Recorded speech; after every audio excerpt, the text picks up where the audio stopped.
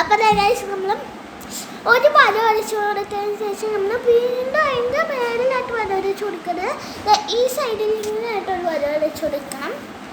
എന്നിട്ട് നമ്മൾ ഇവിടെ എന്തായാലും എഴുതാനൊക്കെ പറ്റും. ഇങ്ങനെ എഴുതാനും ഞാൻ ചെയ്തിട്ടുണ്ട്. പിന്നെ ഇവിടെ ഒരു സ്മൈലി ആണെങ്കിൽ നമുക്ക് വരച്ചു കൊടുക്കാം. അടുത്ത നമ്മൾ വരച്ചു കൊടുക്കുന്ന പെൻസിലാണ്.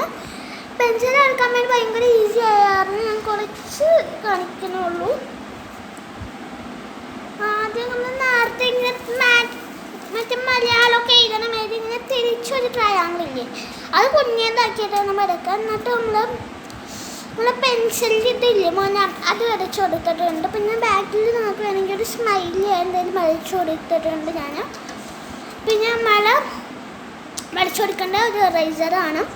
ഇറേസറും ഞാൻ വരച്ചു കൊടുക്കുകയാണ്. ഒരു വലിയ ഇറേസറായാലും കുഴപ്പമൊന്നുമില്ല നമുക്ക്. പിന്നെ അതിൻ്റെ കൂടെ ഒരു സ്മൈലി വേണമെങ്കിൽ നമുക്ക് വരച്ചു കൊടുക്കാം. പിന്നെ നമ്മൾ വരച്ചു കൊടുക്കുന്നത് കട്ടർ എനിക്ക് വരക്കാതെ അറിയത്തില്ല, എന്നാലും ഞാനൊന്ന് വരച്ച് കാണിച്ചത്.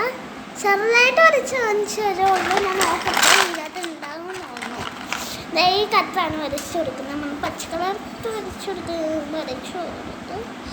ഞാൻ കുറച്ച് ഇതായിട്ടുണ്ടെന്ന് തോന്നുന്നു. അപ്പം കുറച്ചൊക്കെ വരച്ച് തെറ്റിപ്പോയി. അത് കുഴപ്പമൊന്നുമില്ല. പിന്നെ നമ്മൾ ഒരു സൈഡിൽ ഇങ്ങനെ ഒരു വര വരച്ചിട്ട് ഇങ്ങനെ ഒരു കുട്ടും കൂടെ വരച്ച് കൊടുത്തിട്ട് അപ്പം നമ്മളെ കട്ടർ ഇവിടെ ശരിയായിട്ടുണ്ട്. അടുത്ത് നമ്മൾ വരച്ചു കൊടുക്കുന്ന സ്കെയിലാണ്.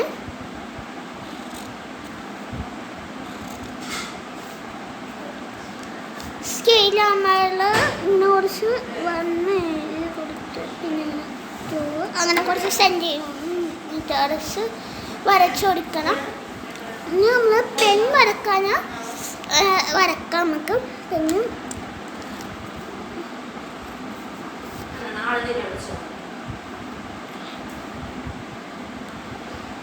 ഒരു ടോപ്പുള്ള പെന്നാണ് ഞാൻ വരച്ചു കൊടുത്തിരിക്കുന്നത്. പിന്നെ നമുക്ക് വേണമെങ്കിൽ എന്തെങ്കിലും ചെയ്ത് കൊടുക്കാം.